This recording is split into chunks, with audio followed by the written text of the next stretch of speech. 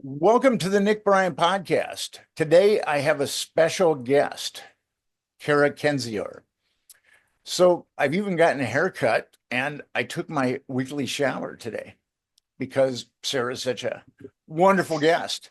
She is an author, anthropologist, researcher, and scholar. In addition to having a PhD in anthropology, she is the best-selling author of The View from the Flyover Country, Hiding in Plain Sight, They Knew, and her next book has the optimistic title of The Last American Road Trip. How you doing today, Sarah? I'm doing all right. How are you? I'm doing good. I'm doing good. I just took some vitamins, my B12, Good. and I'm ready to Nice. roll. All right. The last time you were on my podcast, we talked quite a bit about They Knew. Mhm. And They Knew is about conspiracies and complicity. And you take on a variety of topics that include, it's kind of, you weave in a memoir and it's a murder Mhm. mystery and a history lesson and more. So tell us a little bit about They Knew. Well, with They Knew, I wrote that in 2021. And it's about conspiracy theories and also real life actual conspiracies and how people who attempt as an act of civic inquiry to get to the bottom of actual conspiracies are demonized with this label and how it's led to this culture of kind of complacency, of trust in institutions that is unwarranted and ultimately destructive.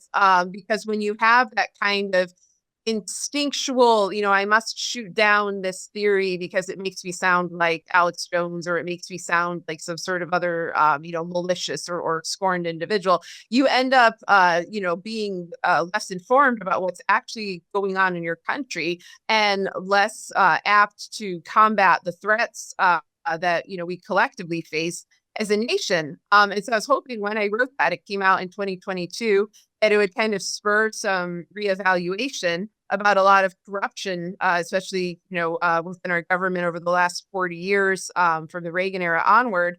I think it did to a degree, but unfortunately, for the large part, that book, it got a lot of the same reaction that your books have gotten, where people they could not find holes in my argument, they could not actually debunk claims I was making, that they felt so uncomfortable at these revelations and they didn't want to be lumped in as, sort of lowbrow person who talks about them, or I don't even know. That they didn't really, no kind of like revelatory action was taken as a result of this book. I do think people are more informed, but now, of course, that we're plunging headlong into chaos, I think people are learning the hard way, which is not at all how I want people to learn. I would like accountability and I would like actual justice for the victims of these crimes. You're right. It isn't surprising that people turn to conspiracy theories to fill in the informational void. Yeah. And I think that, conspiracies are not rare. That was one of the points that I was trying to make. And lots of things that we think of as investigative journalism, Watergate, Iran Contra, the October surprise, recently validated, 9/11, the financial, these are all conspiracies, as in a group of individuals secretly plotted against the public good. And those groups of individuals who do those sorts of things tend to be very wealthy.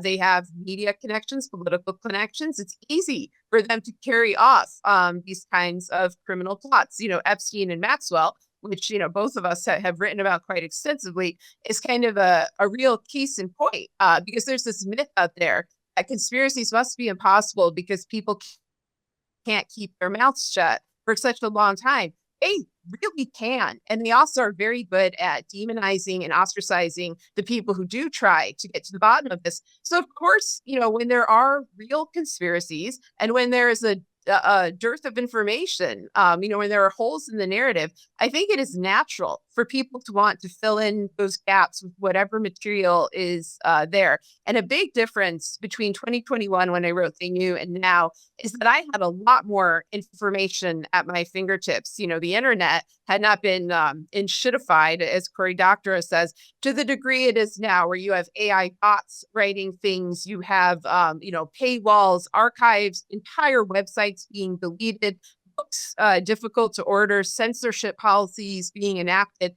I think all of that's going to get worse. I'm glad I wrote it when I did. But I think we had kind of a brief flourishing over the last 2 decades where a lot of works that would have been buried kind of were able to rise up. Like I was able to find your books, for example. No matter, even though there are people that clearly don't want them to be read, and people were able to find mine, even though they're clearly, people that don't want people reading my work either. And, that was all very nice for us. I worry that that era may be coming to an end because I think that the mechanisms are controlled by these tech oligarchs to a degree that they will narrow the ability of curious people to figure out what's going on in the world. In 1967, the CIA came out with a quote unquote dispatch. And it was geared towards people who didn't believe in the Warren report, who were skeptical of the Warren Commission's report.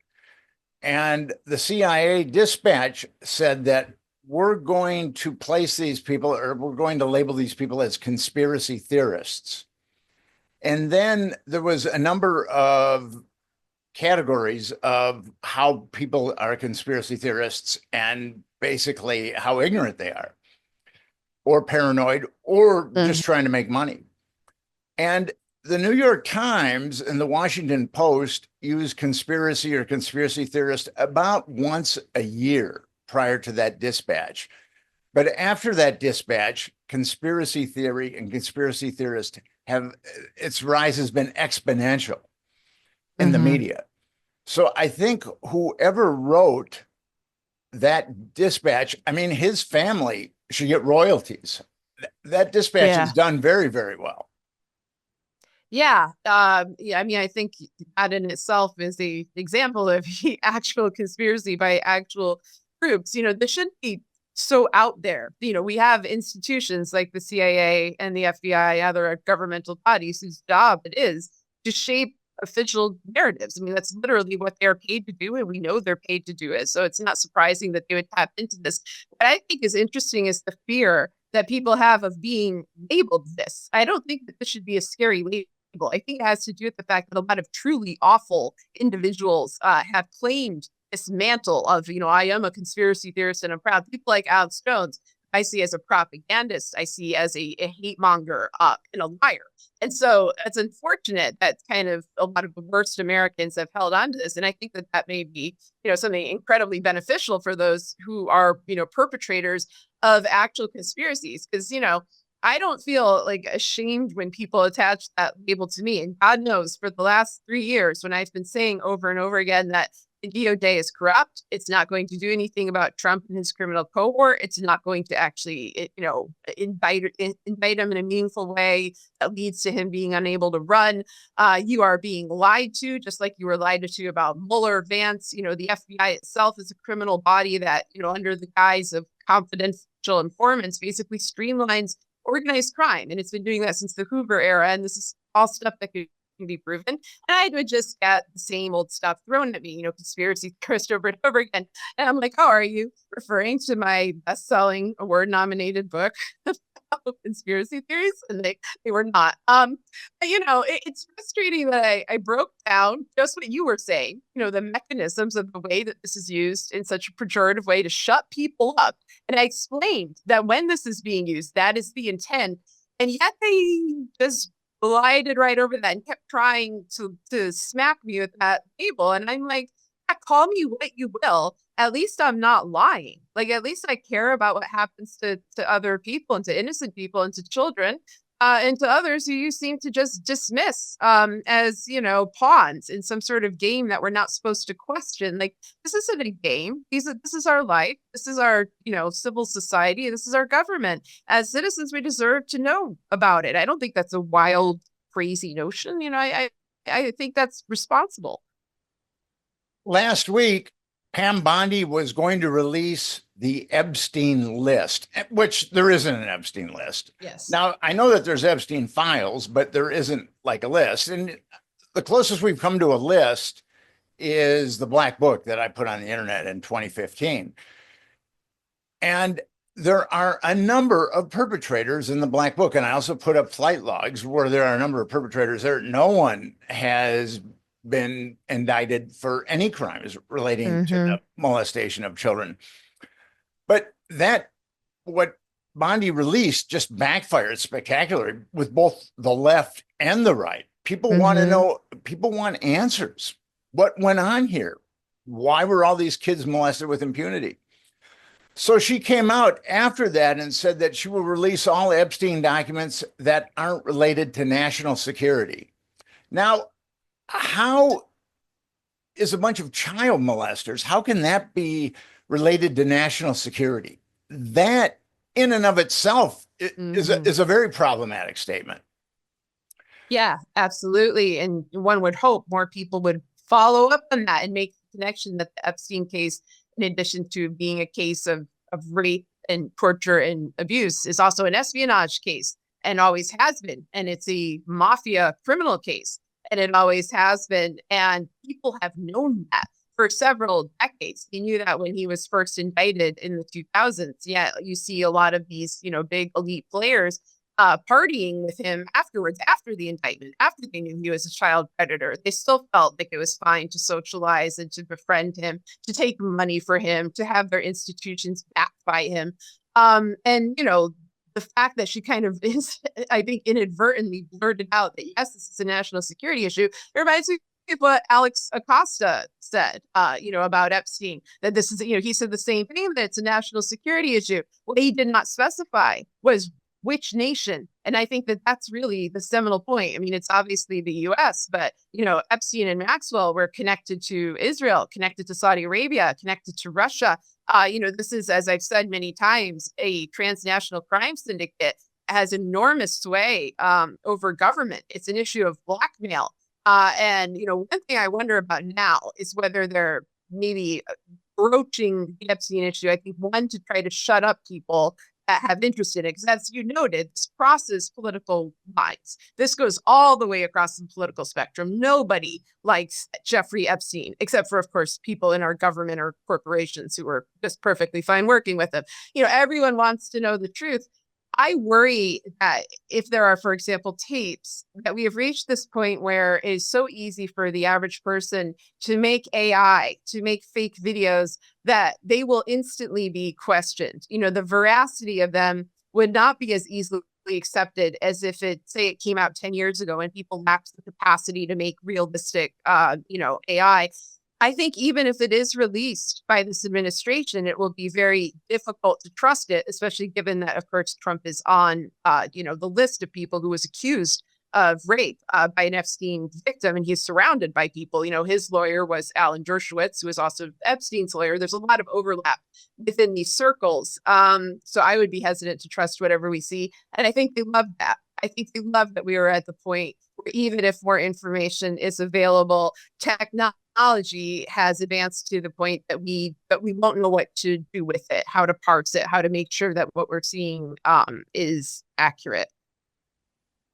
When Epstein was initially, when he was incarcerated in 2019, his safe was drilled, and there were, according to the New York Times, hundreds to thousands of disks taken out, and also hard drives.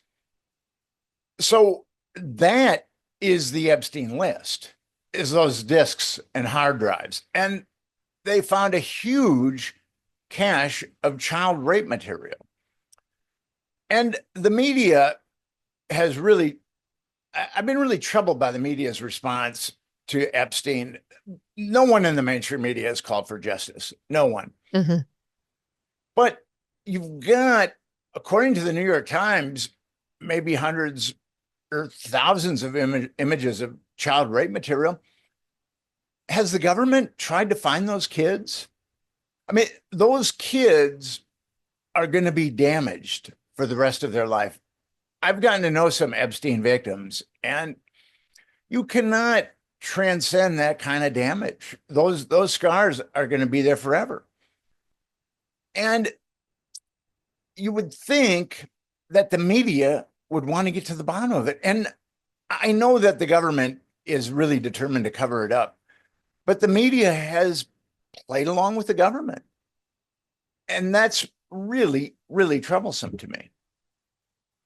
Yeah, it's a showing of, a moral void, or I mean, even worse than that, it's not the absence of morality. It's immorality. It's almost demonic in the lack of empathy for the victim, the lack of interest, the lack of desire to pursue accountability, and the fact that they think that we will just sit here and think that that behavior is normal. The same way when they went to parties with them after his indictment, we were just supposed to accept this as normal. Like, I remember reading a description of one of those parties. I think it was in a Daily Beast article, where there was one guest who was just really horrified by the fact that so many prominent members of society were fine socializing with this man. It was like a scene out of Rosemary's Baby. And she was like, I can't handle this. Like, he is a child molester. Like, how could you all just sit there and just go on as if that doesn't matter?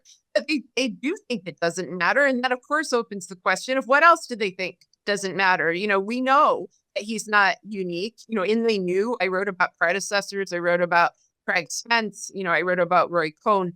I want to know who's been carrying out this operation since he allegedly died. And I have some questions about that. And about, since Ghislaine Maxwell has been in prison, because I don't believe for 1 minute that it stopped, and I'm sure there are multiple similar operations, probably not related in some cases, because people have realized they can get away with this sort of crime with utter impunity. And we now live in a world where there are, more wars, more breakdowns of society, and that means more opportunity for these types of men, these disgusting men, to prey on children and to use them as objects in their political goals or their financial goals.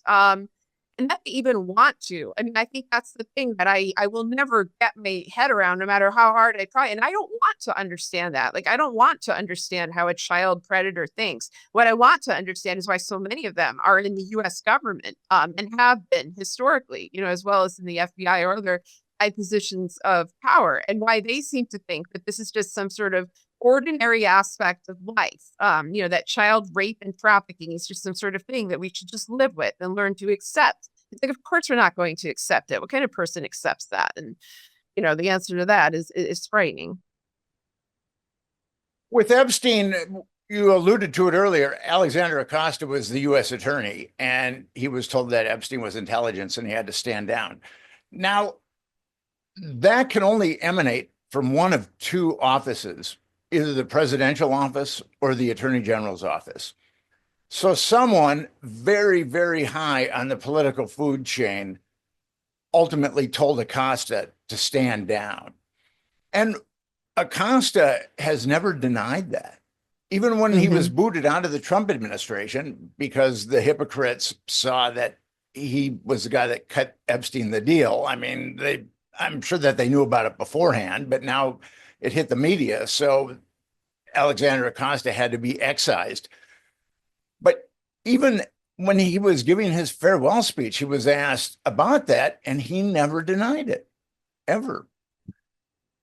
So as Americans, it's really difficult to deal with that. And it causes a lot of cognitive dissonance. When I started writing about the Franklin scandal, when I was pitching it in 2003, at that point, I had a lot of names. I found some victims. And I was pitching it to editors, and I could see, and this is when I had access to a lot of different editors. I mean, it really wasn't that way after the Franklin scandal, but early on. I live in New York, which is the mecca of publishing, and I would be talking to these editors. They'd be across their desk, and I could just see the wheels going, and they would say to themselves, well, this is a really horrible story, and I need to help Nick Bryant. Or I can just write Nick Bryant off as crazy, and I have a nice dinner with my family tonight. Yeah. And that happened time and time again. And I knew a lot of people in the media because I'd lived here since I'd been a freelance reporter since 1995 in New York City. And one guy came to me and apologized. He was a PBS executive. And he said, I'm really sorry, Nick. I really let you down. And he's the only one that apologized. And I was really grateful that at least one person apologized. When we get into other conspiracies, and we were talking about this earlier, when COVID hit the plague, there was a French scientist, his name was Luc Montagnier. He came out and said, and this is early, this is 2021. He said, COVID is a man-made virus. Now, here's a guy that won a Nobel Prize for his knowledge of viruses. And he is the perfect guy to say, this is a man-made virus. But, and a number of people were trying to postulate that on the internet, but AI was just gobbling it up and gobbling it up. And Montaigne, he was ostracized. I mean, he'd won a Nobel Prize, so they couldn't expunge his MD, but he was ostracized from the research community. And now we know that that plague most likely originated at the Wuhan lab, and it was funded by the National Institute of Health and also USAID. So there was American money going into that lab. If I had said this 5 years ago and we were talking about it and we put it up on the internet, it would have been gobbled up by artificial intelligence. Yeah, or just censored. I mean, I watched it happen to other scientists, and what bothered me so much about it is they were not saying definitively that this was man-made as if they knew all the details. They were saying it possibly is. There certainly seems likely, given it's where it originated, and that this lab was studying the exact kind of virus that emanated from that place. Like, a very logical conclusion. It wasn't some sort of wild idea. And then they said, we just want to study it further. We want to get to the bottom of it. They weren't going in, with it pre-decided. And just that basic kind of scientific curiosity, which should be the baseline of any kind of study, that was forbidden. And, we were just supposed to accept that it was natural. And at first I thought, okay, they don't want us getting in a war with China. But I was kind of thinking, I just found that very unlikely. And even so, if it is man-made, and I tend to believe it is, I think at this point they basically admitted that it is, then you need to know how it got out so that it can never happen again, so that you could prevent future incidences of this. And that they were so blasé about that, about public safety, about public health. And then you saw, first Trump, but then Biden for 4 years, covering up data, blocking studies, making sure that media outlets were not reporting on it. It was gravely, concerning to me. People like Walensky or Jeff Zients, these individuals at the CDC, they were as bad as the people from the Trump administration. And I think a lot of people had voted for Biden hoping for a change in COVID policy. And one of the biggest changes they wanted was transparency. And they wanted to know how this happened, how it was able to spread so widely, what was up with the vaccines. And I'm not saying, the vaccines kill you, but clearly, things like breakthrough COVID was common. Side effects were common. These things that we experienced ourselves, we knew we were there. And over, we were just lied to, said none of it was happening, gaslit. And the result of that is that people begin to distrust everything. And it's really damaging because, there are beneficial vaccines that should not be lumped in with this category, but it's caused people to just dismiss science as a whole or medicine as a whole, or to target all scientists instead of looking at the ones that have lied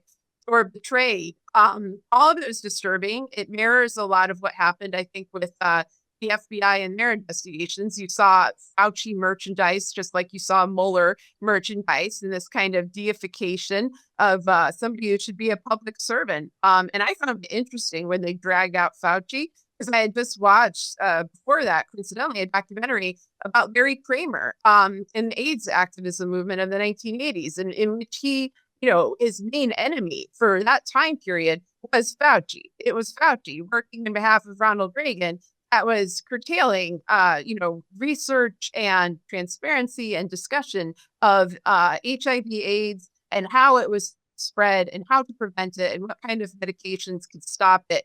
And eventually they united, they got along, they had a dialogue. I was like, of all the people to bring out to manage this pandemic? Why would you choose this man? And I was not reassured. A lot of liberal people were for some reason reassured by Fauci. I was like, oh, this is a bad guy. This is an untrustworthy individual at the least, you know? When I was a science reporter, I wrote an article about Fauci and his work with HIV. And I talked to a number of people at CDC and NIH, and he wasn't very popular. and now he gets rolled out. The apogee of cynicism is those emails that were released where he's saying that masks don't do any good. Mm-hmm. I mean,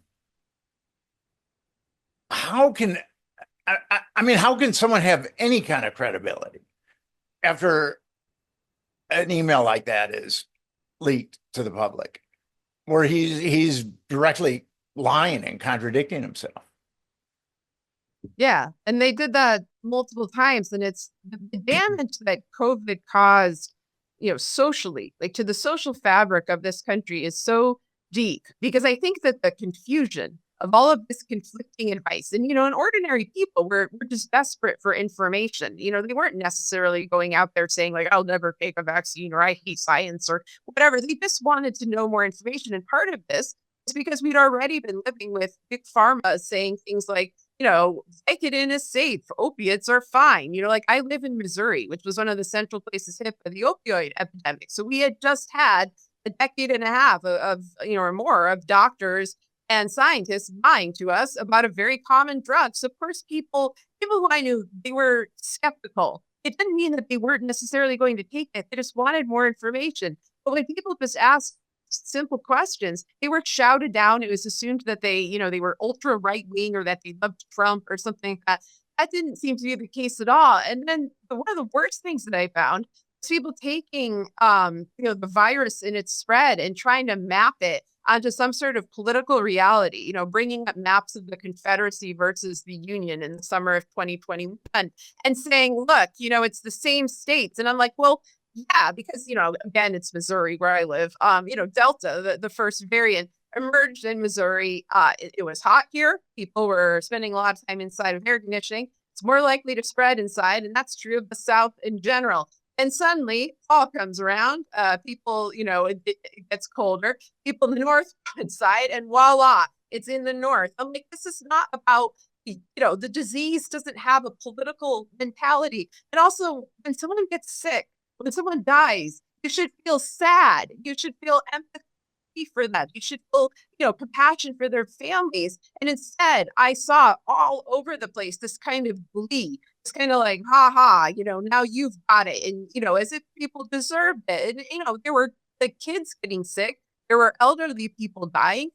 There were people who were immunocompromised, people who had cancer. It's like, what kind of person attacks an individual with cancer? I mean, it was so sick. And I think that behavior became normalized and honestly encouraged by some members of the Biden administration. Phrases like pandemic of the unvaccinated. I mean, that was meant to create a very divisive climate. And it was also untrue, because plenty of vaccinated people ended up with COVID anyway.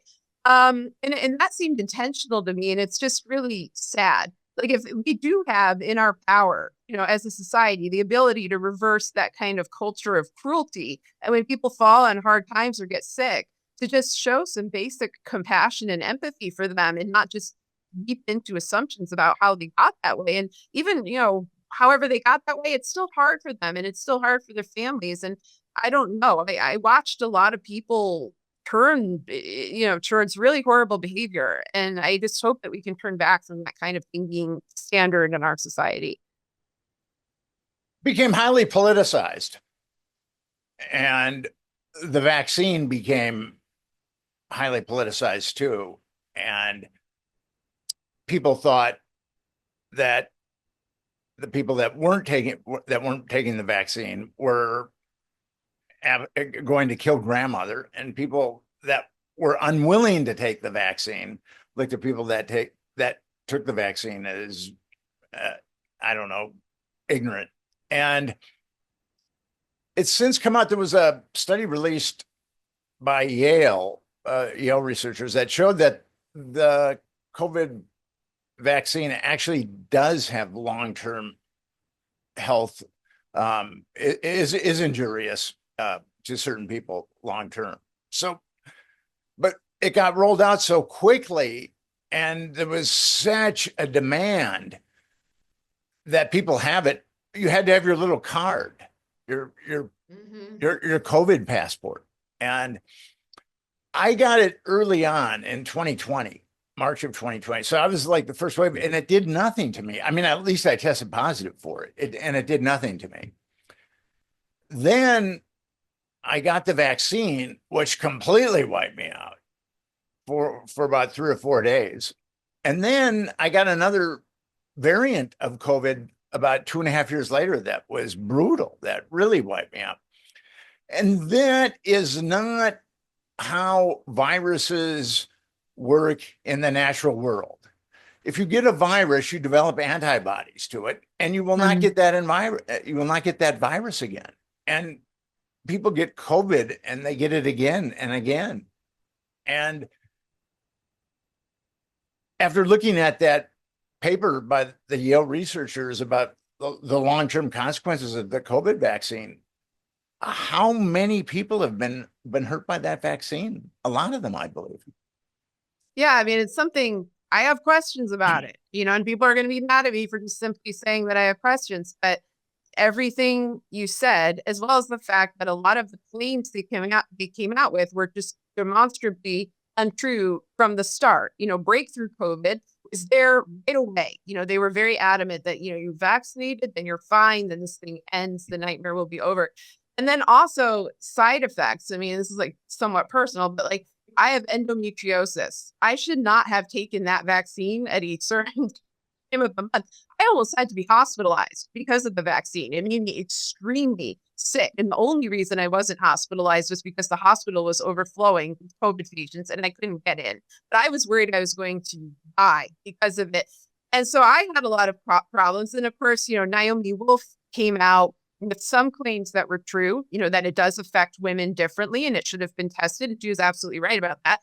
And then everyone laughed at her and they mocked her. And then she leapt into claims that I don't think are accurate, broad sweeping claims about, who made the vaccine and why and all this stuff. And this is the problem, is like, you're not honest to start with. All they needed to say was that, women are going to have, effects on their menstrual cycle and so forth. Like just the same as they said, you're going to get a fever, you're going to get a headache. It could have just been something that they did.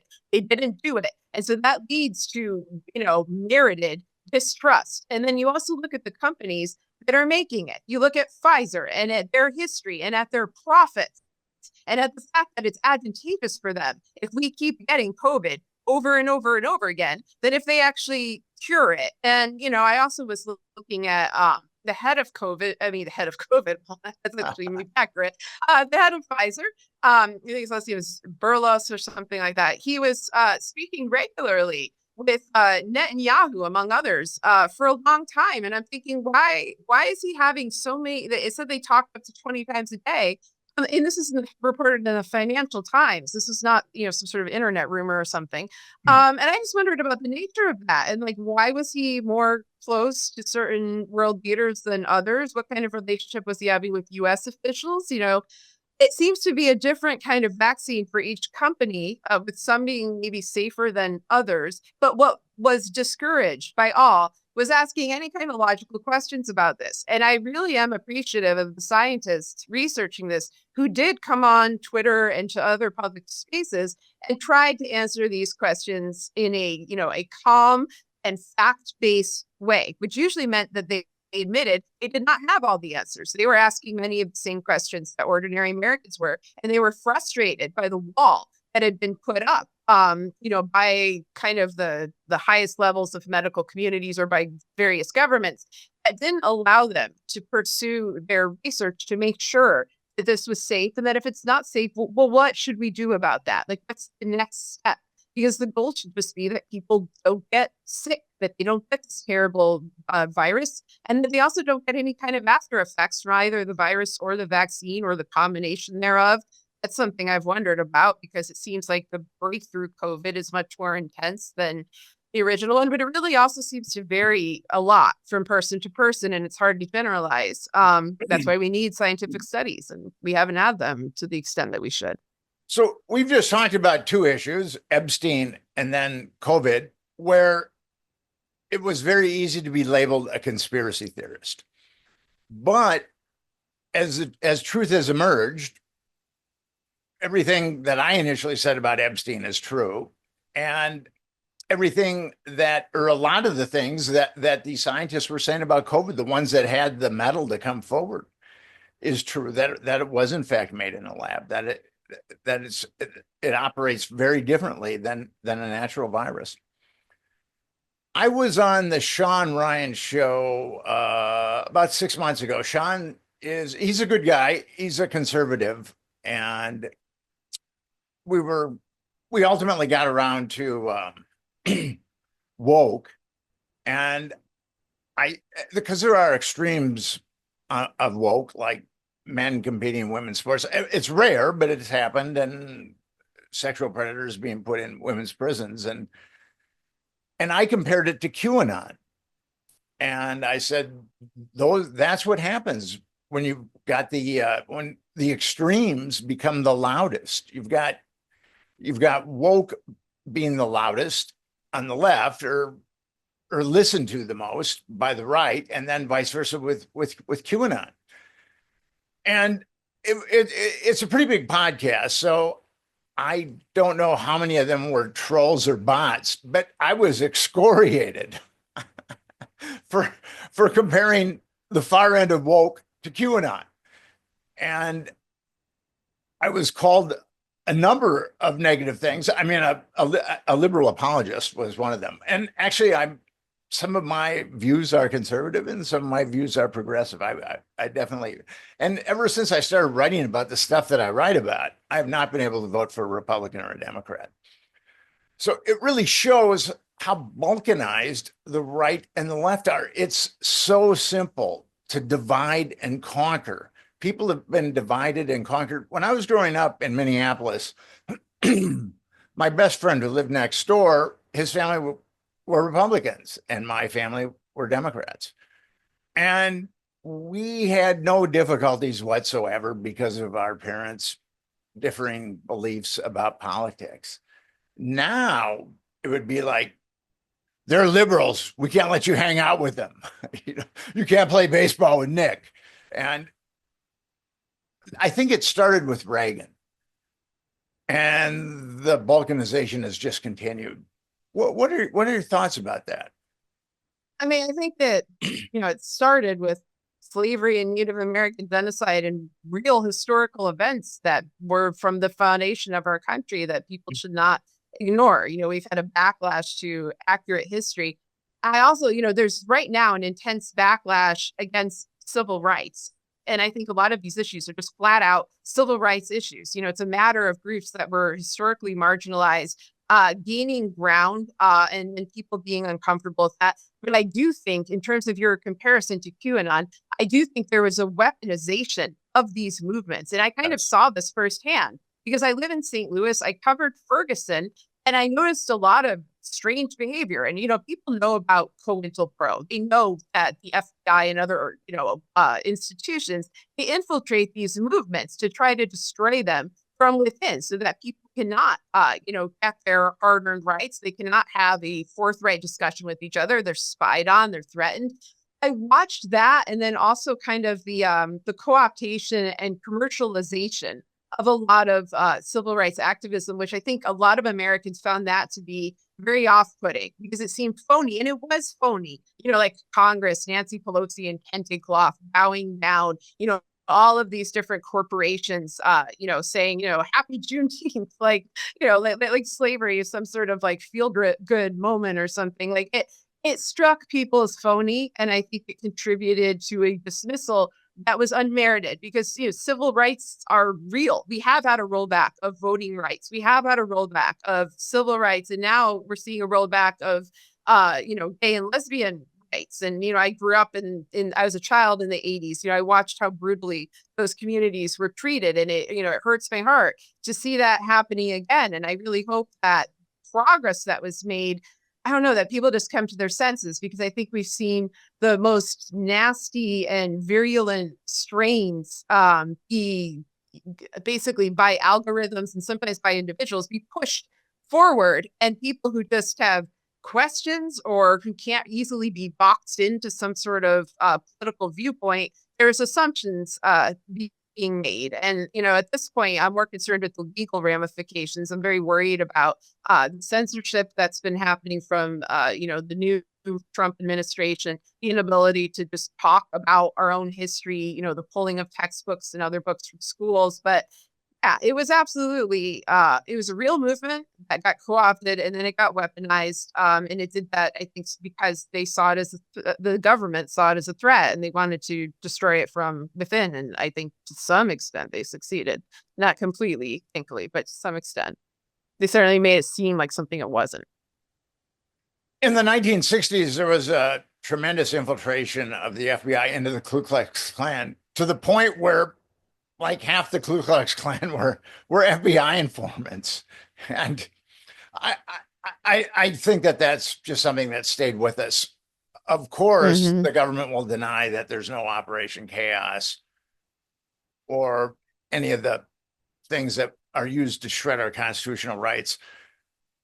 But I think Snowden really showed that our constitutional rights are being trampled upon. And there's nothing, the average American, we don't know what to do with that.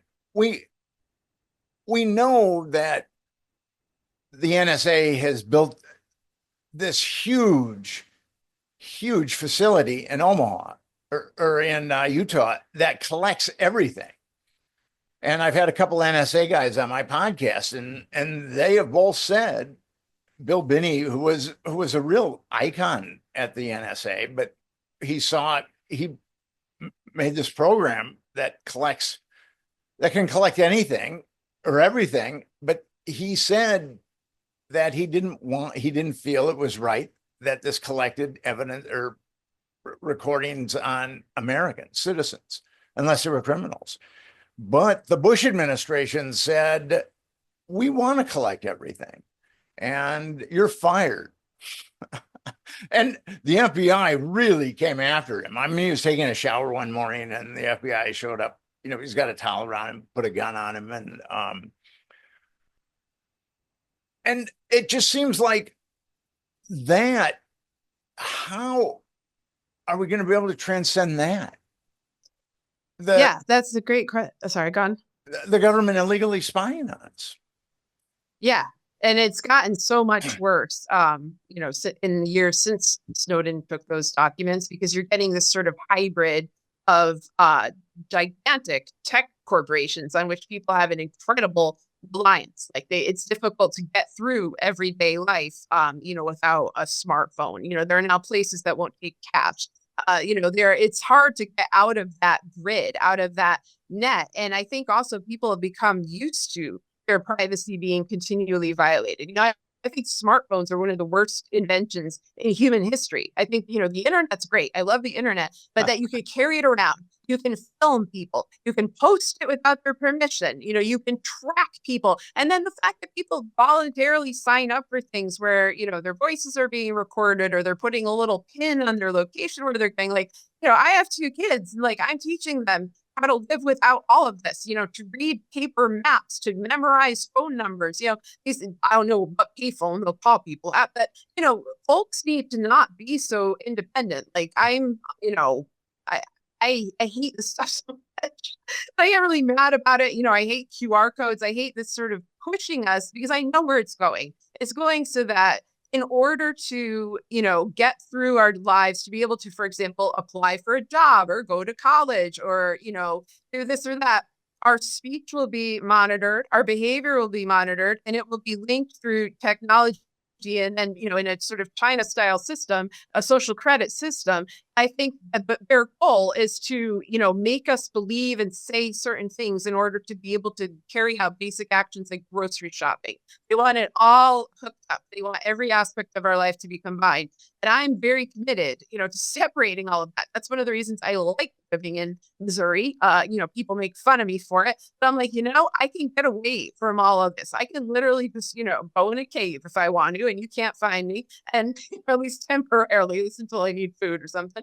But it's so unhealthy and it's done so much damage. And I think it's made people feel perpetually on edge. They're spied on by the government, yes. And the fact that they're putting all of that information into giant databases. And now it's not even a human parsing it. It's like AI parsing it and making decisions. Like robots are deciding whether we're good people. And then they're deciding what kind of rights that we're going to have based on their assessment of our, our moral state or our loyalty to the government, both of which are troubling things.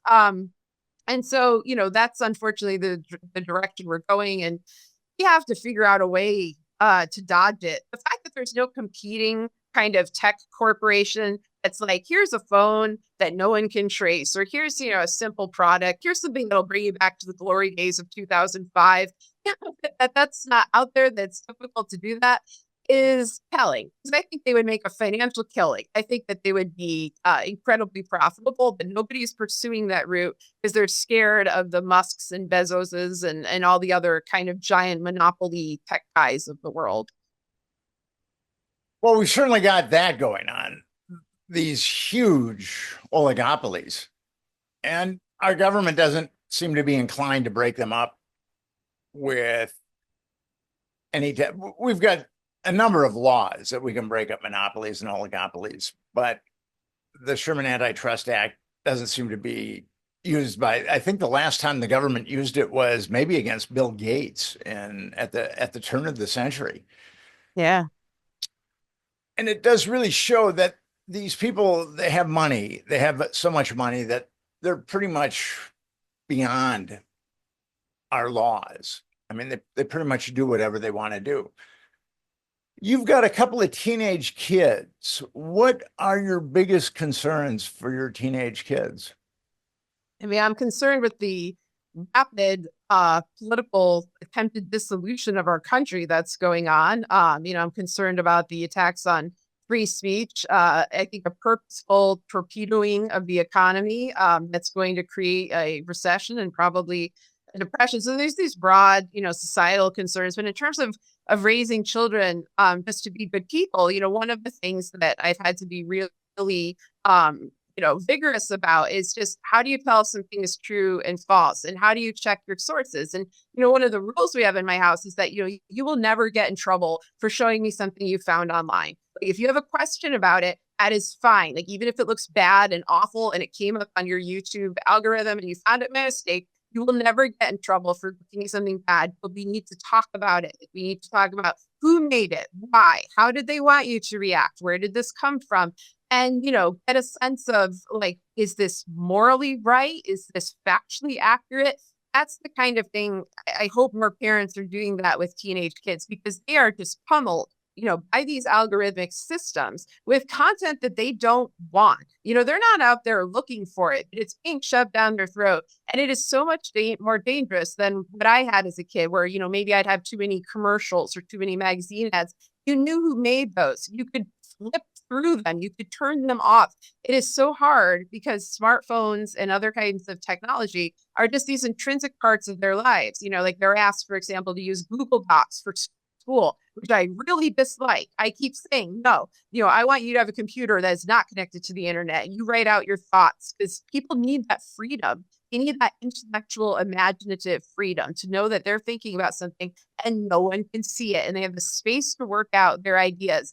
And I am troubled that a lot of schools, these big companies will give them stuff for free. And if you're in a poor school district like we are, they depend on that. But it makes them prey to these companies. It makes it easy for them to monitor all these kids and to, monitor the schools themselves. I think there's a broad attack on education that I'm very concerned about. But I'm mostly concerned with sort of freedom of expression, freedom of spirit, freedom to explore. Young people need to be able to explore all sorts of ideas without being constantly monitored by either robots or, hyper vigilant adults. And they need to feel free to ask questions and not have assumptions be made about their questions. Have the act of asking questions be viewed as a positive thing instead of, ooh, you're turning into a conspiracist like your mom. Not that anyone ever said that. I look back at my political beliefs 20 years ago, and they're very, very different than they are now. And I'm sure that if you look back on your political beliefs 20 years ago, they're very, very different than they are now.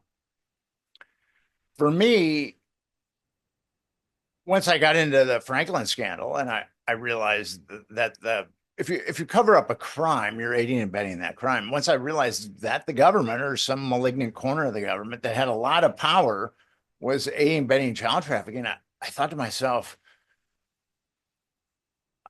what? I just couldn't believe it. I was stunned. And I remember I watched a documentary about Richard Feynman, the physicist that worked at, helped build the bomb. And he would go on a furlough to like San Francisco, and he'd see people putting buildings up, and he'd say, don't do that. It's only going to come down. We're going to have these bombs and it's only going to come down. And I kind of had a similar feeling when I realized what was going on with Franklin, that our government was that there was a part of our government that was that malevolent, but it had tremendous amounts of power, that it was able to corrupt grand juries, federal and state grand juries. So I've never been able to go back to a reset. And I don't think I ever will. I just haven't been able to vote for Republicans or Democrats. Yeah, I think it's impossible when you learn certain things, and you learn also like the level of impunity for one, the level of power that we have to contend with, and the cowardice of those who had the opportunity to fight it when it was in a more nascent form, when it was easier to battle, and they refused to do so. It's both infuriating and it's sort of humbling. And I'm not sure my beliefs have changed in 20 years, but my certainly any faith I had in institutions, which is not very large to start with, but it's diminished to basically nothing because I've watched just this consistent betrayal. And that is the system. That is how it is designed, is to betray the American people. What's happened is that they've gotten increasingly overt about it.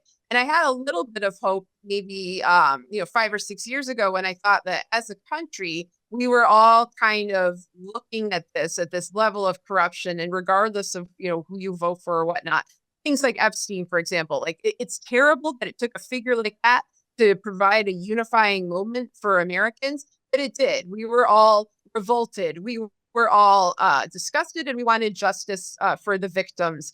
And then, then COVID arrived, and as we just discussed, that kind of politicization of it, and then the hatred that followed. I think that a lot of things kind of fell away, and that was very convenient timing for them. But yeah, it's impossible to look at anything the same when you know about certain things, and especially that so many in our government are at the least content to do nothing about the widespread abuse of children and about children being used in these political operations, because I don't know what kind of person you can be to just sort of feel nothing at that. I mean, I think that's, you've taken a beating for your work. I've taken a beating for my work. The reason I trust you in terms of talking to you is because I know you care about this, like in a sincere way, in a way from the heart, and that it breaks your heart. And that there are people who just don't feel that they just can kind of shrug it off as if it's just some everyday kind of issue, just one more thing to think about. Like, I can't get it out of my mind that this happened and that nothing has been done to even identify a lot of the perpetrators, but to punish the ones that we know about and contain them so that they cannot do it again. Instead, it just seems to have, ossified and just become a really set part of our government's culture. Sarah, I really want to thank you for coming on the Nick Bryant podcast. Oh, thanks for having me. And I'm looking forward to reading your upcoming book. Yeah, thanks. You'll find out where I was when I heard that Epstein quote unquote died. So, it's not quite the same as I knew. It's called The Last American Road Trip. I went to a lot of trips over the last 8 years to, well-known sites in America, national parks, Route 66, the Mena, Arkansas airport where the Iran-Contra drug smuggling took place. I did take my children to that. So it is in many senses in the tradition of my other books, but maybe a little on the lighter side. We'll see. I really did do that. And what did the kids think of the Mena airport? They asked if there were tours. They asked my son in particular is interested in that. He asked me, are there Iran Contra tours? And I'm like, no, they're not having any.